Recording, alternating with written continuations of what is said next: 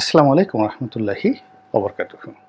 সম্মানিত দর্শক, শেখ হাসিনাবিহীন বাংলাদেশে বিএনপির যে সম্ভাবনা ছিল এবং ক্ষমতায় আসার যে নির্বিঘ্ন একটি পথ তৈরি হয়েছিল ৬ আগস্ট থেকে, এটি ক্রমশ জটিল থেকে জটিলতর হয়ে যাচ্ছে।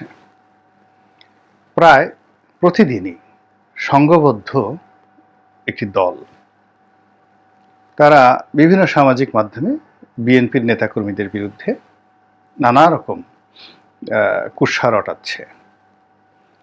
এর মধ্যে যে সব মিথ্যা তা নয়, কিন্তু যা কিছু ঘটছে তার চেয়ে অনেক অনেক বেশি এমনভাবে প্রচার করা হচ্ছে যে এখন অনেক মানুষ আওয়ামী লীগের বিকল্প হিসেবে বিএনপিকে ঠিক নেতিবাচক অর্থেই বলার চেষ্টা করছে।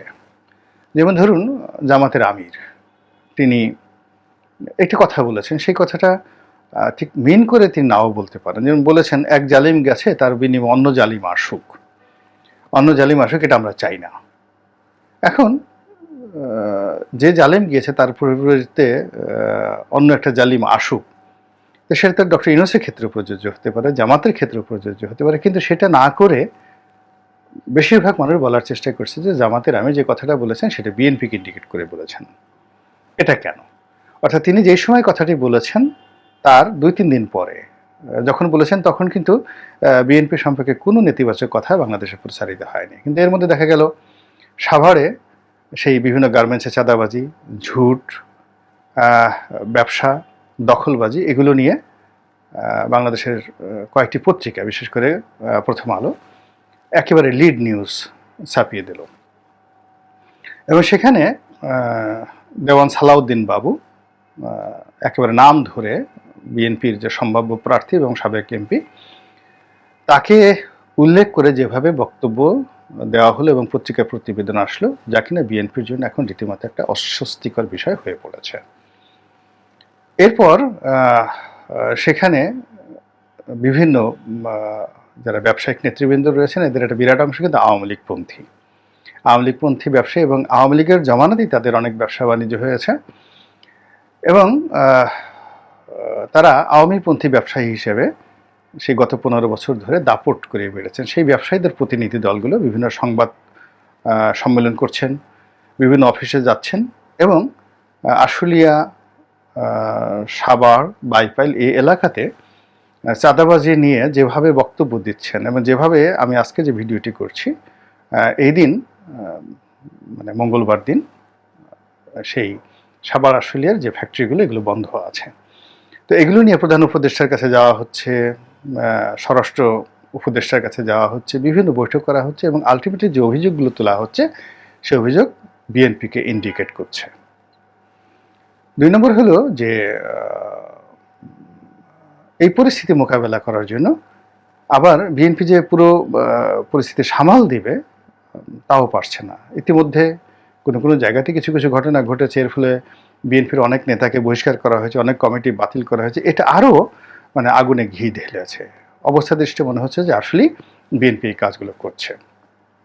তো এখন সাভার, আশুলিয়া, বাইপাইল এই এলাকাতে যে বিএনপি নেতাদেরকে আলটিমেটলি যে কালার্ড করে দেওয়া হয়েছে, এটার এক্সটেন্ডেড ভার্সন আগামী ১ সপ্তাহের মধ্যে আপনারা দেখতে পাবেন।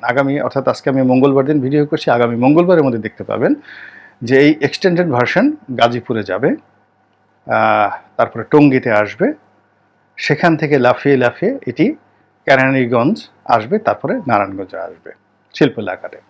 তো ঢাকার চারিপাশের যে নারায়ণগঞ্জ, আদমজি, টঙ্গী, এই সমস্ত এলাকায় যদি এই বিএনপির যারা নেতাকর্মী রয়েছেন তাদের সবাইকে যদি কলঙ্কিত করা হয়, নেতাকর্মীদের বিরুদ্ধে যদি অভিযোগ উত্থাপিত হয়, থানায় ২-৪টা মামলা হয়, তারপর এই যে এখন সাভার আশুলিয়াতে গতকালকের রিপোর্ট ছিল যে গভীর রাতে এখানে যৌথ বাহিনীর অভিযান চলবে।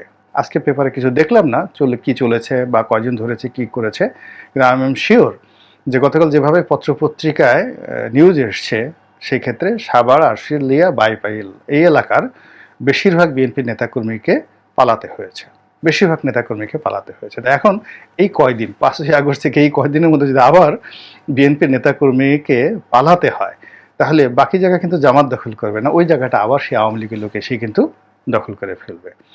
এবং এতে কোনো সন্দেহ নাই। তো এইরকম যদি পুরো ঢাকার চারিদিকটিয়ে বিএনপিকে এইভাবে মাঠ থেকে সরিয়ে দেওয়া যায় এবং সেই জায়গাটা যদি আবার স্থিতি অবস্থায় এসে আওয়ামী লীগের লোকজন আসে এবং আওয়ামী লীগ লোকজন চাঁদা কালেকশন করে যদি জায়গা মতো যারা ঘুষ খায়, দুর্নীতি করে, বা নতুন রাজনৈতিক নেতৃত্ব যাদের হাতে, তাদের হাতে যদি সেভাবে পৌঁছে দেওয়া যায়, তাহলে আপনি বুঝতে পারেন যে বিএনপির জন্য এটা কত বড় চ্যালেঞ্জ হয়ে দাঁড়াবে। এবং ইতিমধ্যে দেখেন দুটো ঘটনা, সেই ডায়মন্ড ওয়ার্ল্ডের মালিক মিস্টার আগরওয়াল, তার সঙ্গে খায়রুল কবির খোকন সাহেবের একটা মিটিং হয়েছে, এরকম একটা খবর বের হয়েছে। তো এটা নিয়ে এতটা তোলপাড় হয়েছে যার কারণে তাকে শোকজ করা হয়েছে। খায়রুল কবির খোকন বিএনপির মধ্যে অন্যতম প্রমিজিং একজন নেতা, ভদ্রলোক, এবং বিএনপির অনেকের বিরুদ্ধে অনেক দুর্নীতির অভিযোগ রয়েছেন, কিন্তু এই ভদ্রলোকের ভদ্রতা, নম্রতা এবং তার যে গ্রহণযোগ্যতা, এটি বিএনপির ফ্রেশম্যান বা ক্লিন ইমেজের যে সকল নেতা রয়েছেন তাদের মধ্যে শীর্ষস্থানীয়। তো সেই মানুষটিকে এই সময়টিতে একেবারে কালার করে দেওয়া হলো। আচ্ছা, গেল এক। 2 নম্বর হলো জনাব সালাউদ্দিন সাহেব প্রায় 10 বছর পর বাংলাদেশে এলেন। সবাই বলা বলি করছিল যে তিনি মির্জা ফখরুল সাহেবের পরবর্তীতে মহাসচিব হতে যাচ্ছেন দলের, এবং তার ইমেজটাকেও বিএনপি এমনভাবে তুলে ধরেছিল যে ক্লিন ম্যান, ক্লিন ইমেজ। লেখাপড়া জানা এবং তিনি বিশেষ করা ম্যাজিস্ট্রেট ছিলেন, সাবেক মন্ত্রী ছিলেন, ভালো কথা বলেন এবং তার লেখাপড়ার মান, আপনারা যারা সালাউদ্দিন সাহেবের সঙ্গে কথা বলেছেন, তিনি বক্তব্য কীভাবে দেন বা টকশোতে কীভাবে বলেন ডাজ নট ম্যাটার, কিন্তু 1 to 1 আপনি দেখবেন যে আর জ্ঞানের বহর, লেখাপড়ার বহর অনেক অনেক ঊর্ধ্বস্তরের। ডক্টর মঈন খানদের পর্যায়ের লেখাপড়া জানা মানুষ। তো সেই মানুষটি যদি এখন মির্জা ফখরুল সাহেবের বয়স হয়েছে, অনেক সময় তিনি অসুস্থ থাকেন, তো তার সাবস্টিটিউট হিসাবে বিএনপি যাকে দাঁড় করানোর চেষ্টা করছিল, সেই জনাব সালাউদ্দিন সাহেব, তাকেও এই সময়টিতে এমন একটা ঘটনায় তাকে মানে কলঙ্কিত করা হলো, বা তিনি কলঙ্কিত হলেন, যেটি তার হিসাবের মধ্যে ছিল না, এবং এখান থেকে তার পক্ষে আবার ঘুরে দাঁড়ানো 2-4 বছর সম্ভব হবে না। তিনি এস আলমের একটি গাড়িতে করে তিনি সেই তার নির্বাচনী এলাকাতে গিয়েছেন এবং এটাই যথেষ্ট, আর কিচ্ছু দরকার নেই। এবং এটার কে সামাল দেওয়ার জন্য আবার বিএনপি তার পক্ষে না দাঁড়িয়ে তাকে সরাসরি শোকজ করেছে। আলটিমেটলি সালাউদ্দিন সাহেব একা হয়ে গেছেন এবং এই কাজ করে বিএনপির কোনো লাভ হবে না। অনেক হয়তো বলছেন তাকেও ছাড় দেওয়া হয় না, কিন্তু ঘটনা হলো যে এটার পক্ষে বলার জন্য দলের পক্ষ থেকে সত্য কথাটা যদি দলের পক্ষ থেকে বলা হতো এবং তাকে যদি সেভ করা হতো, এটা তুলনামূলকভাবে বেটার হতো। কিন্তু যেভাবে শোকজ করা হয়েছে এবং তাদেরকে আলাদা করে দেওয়া হয়েছে, এখন তাদেরকে ফাইট করে আবার বিএনপির সেই জায়গায় পৌঁছানো এটি খুব সহজ হবে বলে আমি মনে করি না। জনাব সালাউদ্দিন সাহেব নিজে ক্ষমা চেয়েছেন, এটাও মানে যাকে বলা হয় পরিস্থিতি সামাল দেওয়ার জন্য। একবার যদি আপনি ক্ষমা চান, ভুল স্বীকার করেন, যেভাবেই করেন না কেন, সেটি আগামীতে আপনার জন্য একটা যাকে বলা হয় একটা বাধা হিসাবে কাজ করবে। এবং এই যে ঝামেলাগুলোর মধ্যে বিএনপি পড়ে গেল, আপনি কি মনে করেন যে এগুলো সালাউদ্দিন সাহেব একেবারে পা দিয়ে জেনে শুনে সেই এস আলমের গাড়িতে উঠেছেন, তারপর সেই গাড়িতে করে তিনি তার নির্বাচনী এলাকাতে গিয়েছেন? I do not think so.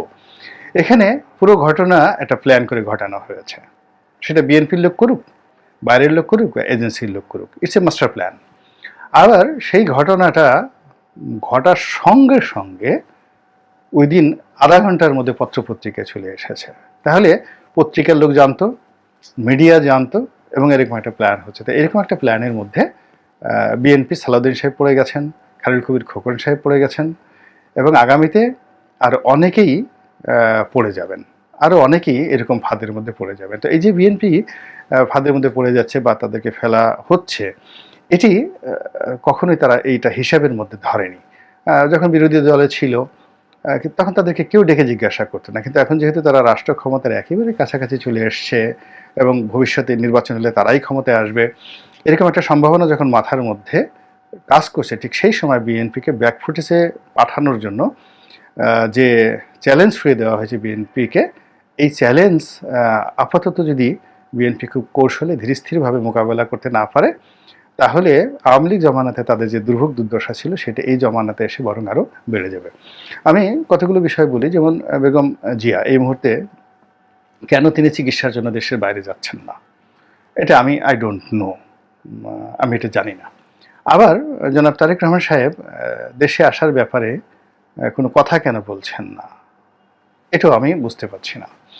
আবার বিএনপির যে মামলা মোকদ্দমাগুলো রয়েছে, তারেক রহমান থেকে সাহেব থেকে শুরু করে অন্যান্য যে মামলা মোকদ্দমাগুলো রয়েছে, এইগুলোর ব্যাপারে বিএনপি কেন হার্ড লাইনে গিয়ে এই মামলা মোকদ্দমাগুলো প্রত্যাহার করার ব্যাপারে, একটা দুটো নয়, সমস্ত মামলাগুলো পাইকারি হারে প্রত্যাহার করার ব্যাপারে কেন তারা দাবিনামা পেশ করছে না। এখানে আপনি দেখুন ডক্টর মোহাম্মদ ইউনূসের বিরুদ্ধে যে মামলাগুলো ছিল সেগুলো তো প্রত্যাহার করা হয়ে গেছে, ডিসমিস হয়ে গেছে।